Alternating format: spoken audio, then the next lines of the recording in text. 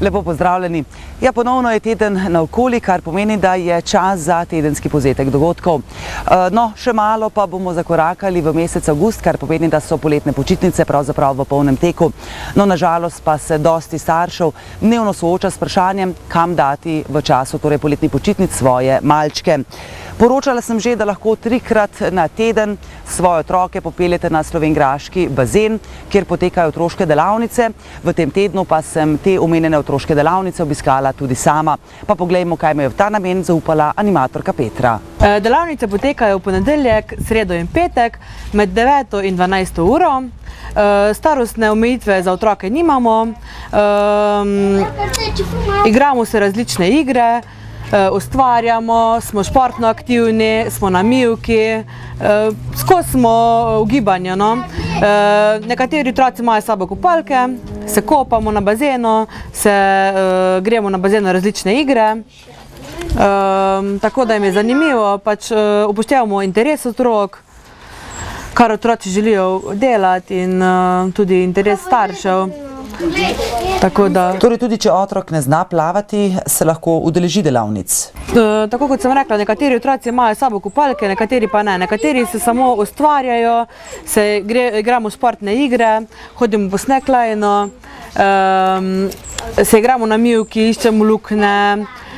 Tako da tudi s tistimi, ki ne znajo plavati, ki imajo kopalke s sabo, lahko gremo v otroški bazen, pa se tam malo igramo različne igre, tekamo žogo, imamo črve, imamo rokavčke, imamo različne stvari za animacije, tako da jim ni dolg čas. Z velikimi otrocimi pa smo v velikem bazenu in tudi v malem, tako da tudi imamo različne animacije, različne aktivnosti z njimi počnemo. Kaj pa v primeru slabega vremena? Ponedeljek, sreda, petek, če pa je slabo vreme, smo pa v NKC, v Mladinskem centru Slovenj Gradec. Tako da tudi tam smo aktivni skozi, imamo različne dejavnosti. Vsak teden imamo drugo temo, ta teden je tema igriva narava. Tako da ustvarjamo iz narave, naberemo kamne sreče, ribice, mavrične ribice delamo, rišemo na les, naberemo si stvari iz narave in z njimi ustvarjamo. Pol naslednji teden je teden mavričen morski svet, bomo izdelovali akvarij. Tako da čisto različne teme imamo, bolj morske, aktivne, tako da je skozi zanimivo. Ja, tako.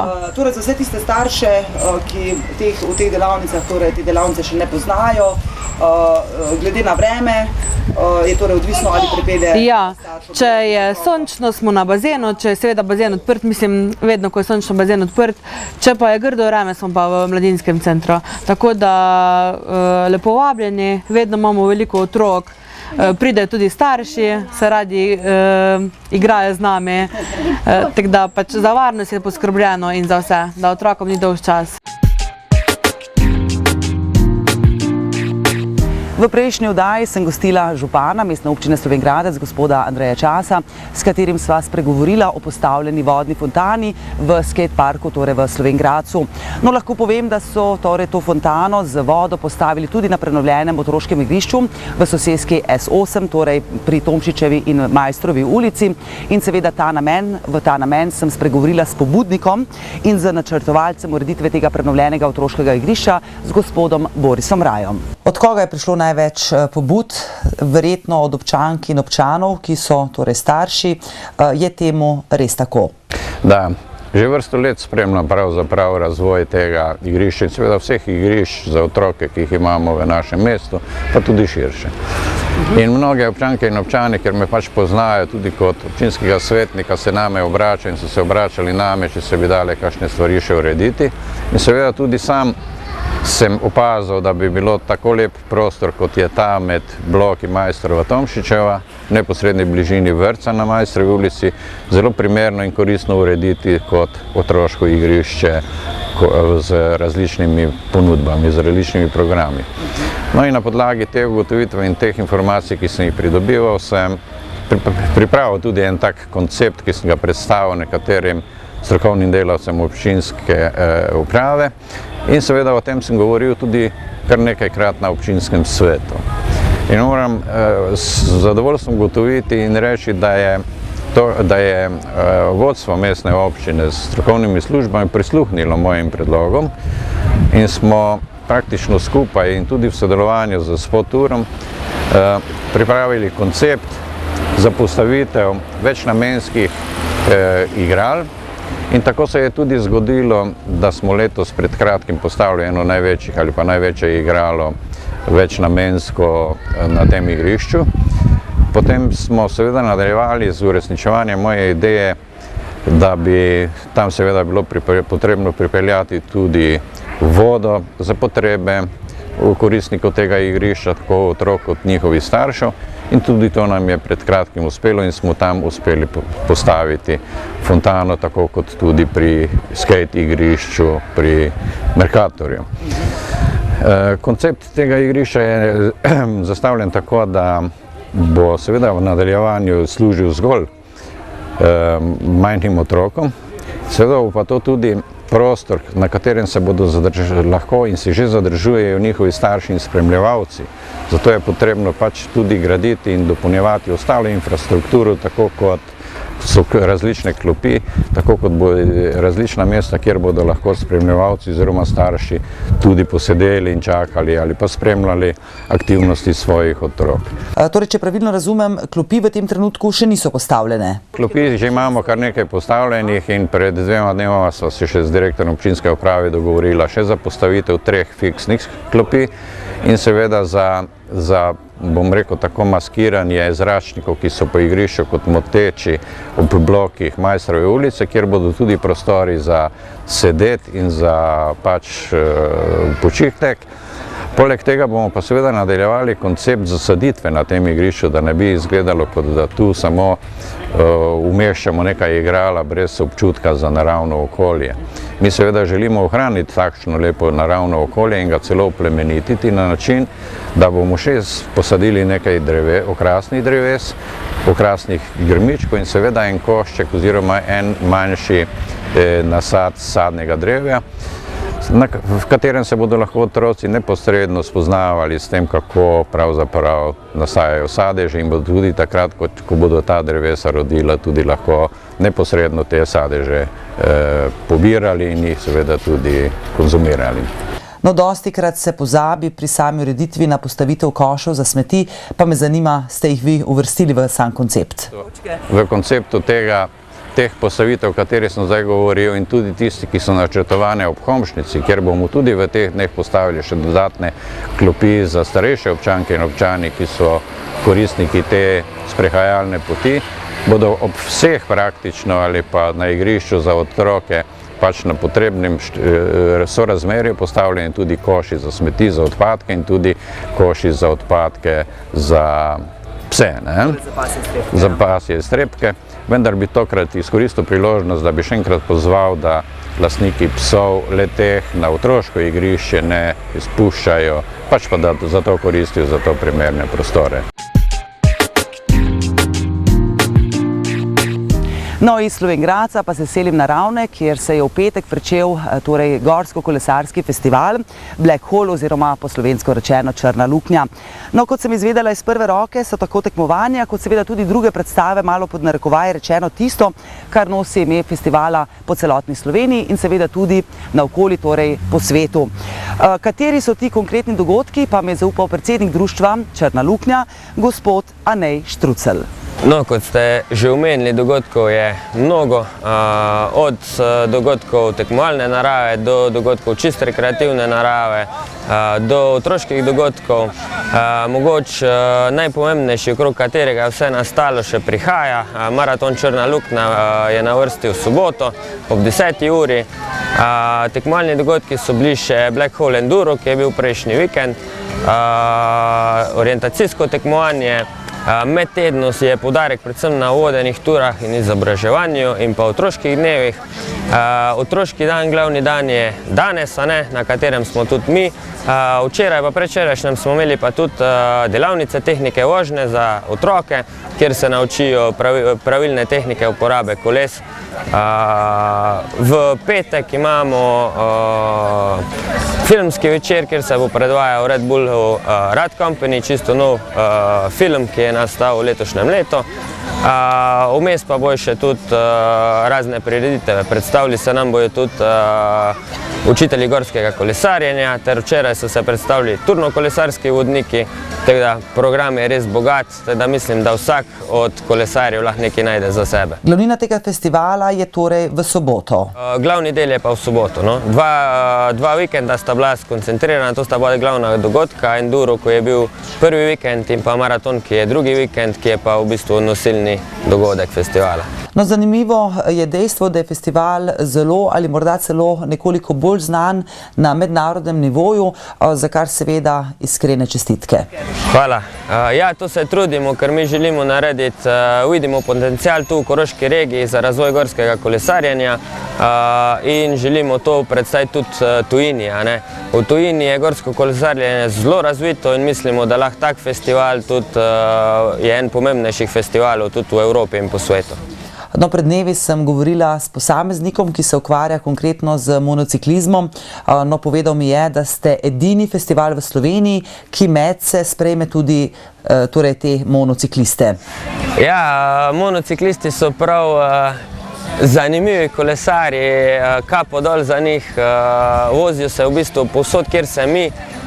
Ravno tako so sposobni kolesarji, zato jih mi z veseljem sprejmemo medse, da nam še popestrijo dogajanje, pa da imajo tudi oni možnost se postavljati ob nami, tako se imajo po Evropi pa po svetu, jih sprejmemo tudi medse. Ste do danes že ocenili, kakšen je bil odziv in seveda kakšen obisk še načrtujete? Ja, mislim, prvi vikend je bil zelo dober obisk, je bilo dosti tekmovalcev, tudi ostalih obiskovalcev. Zdaj med tednom je malo dež nam zagodil, ampak jaz mislim, da upam, da čim več še pride, tako da vsi vabljeni.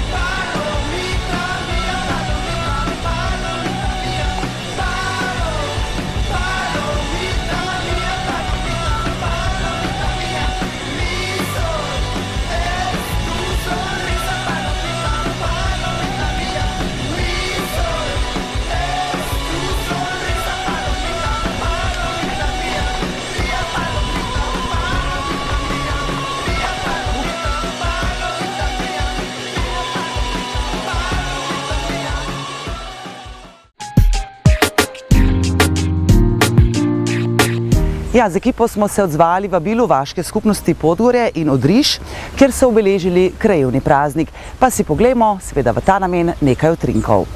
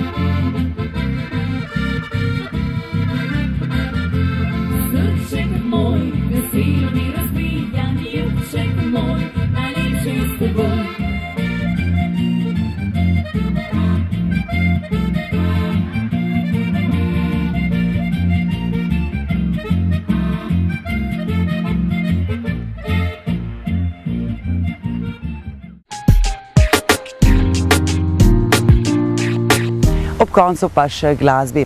V slovenjgraški čajnici je včeraj nastopil mlad vibrafonist in korošec Vid Jamnik, ki velja za enega najbolj talentiranega mladega glasbenika vsaj v tem delu Evrope.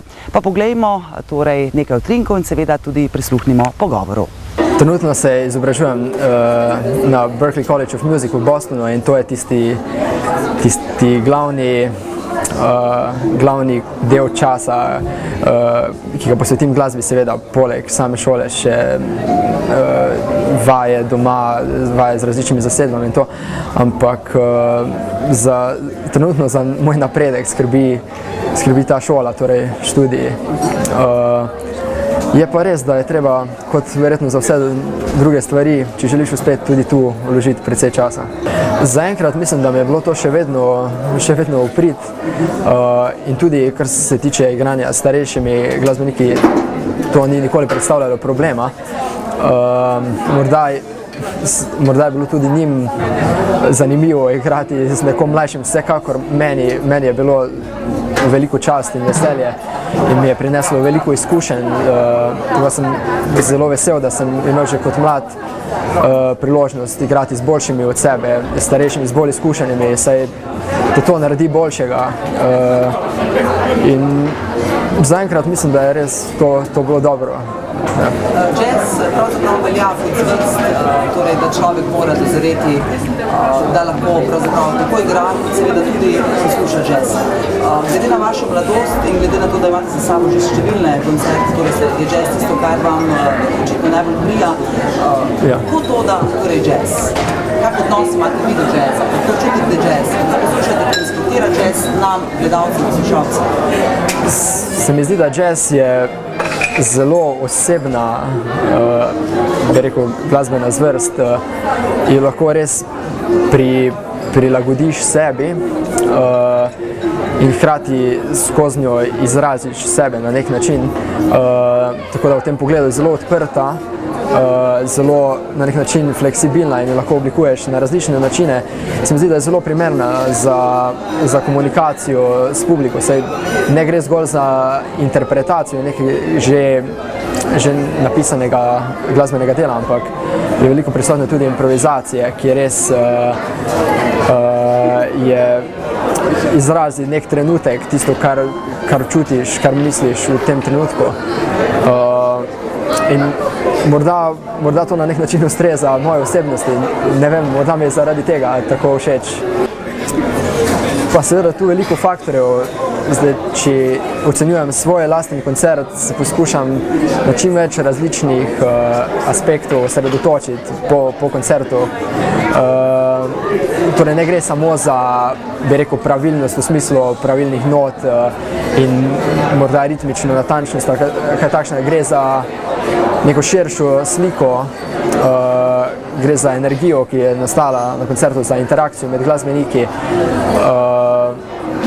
Gre za to, na kakšen način, v kolikšni meri smo angažirali publiko, da je publika, bi rekel, sodelovala z nami, šla z nami na to potovanje. In je dosti aspektov, ki niso glasbeni v nekem teoretičnem smislu, ampak so morda bolj prvine nekega, bi lahko rekel, show biznisa ali pa tega, ki naredijo res tisti uspešen, dober koncert. Seveda pa ne moreš predvideti, kdaj se bo res poklopilo, ker se zgodi ponavadi povsem nepričakovano, da nekaj, kar nismo načrtovali, in je ravno v tem tisti čar, tista iskrica, ki da koncertu nekaj posebno noto.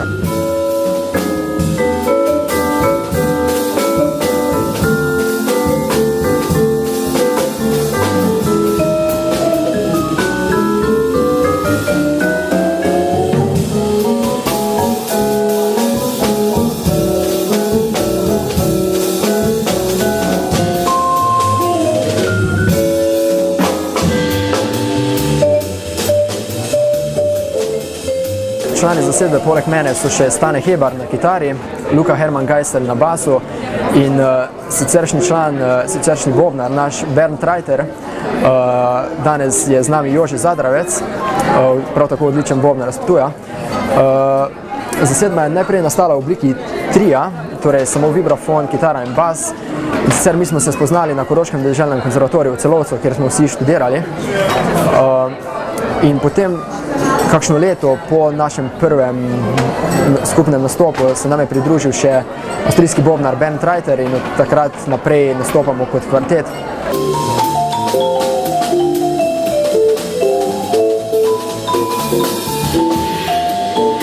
Uspel priti za ta en koncert. Sicer pa kar se tiče programa, imam na nek način jaz glavno besedo, morda zato, ker je le moja zasedba, ampak vsekakor se pogovorimo o repertoarju, izmenjamo mnenja, sodelujemo na tem področju, saj nam je v interesu, da se vsi počutimo udobno pri tem, kar igramo, in ker le na tak način potem lahko nekaj več naredimo iz same, nekaj več, kot pa sama tista skladba predstavlja.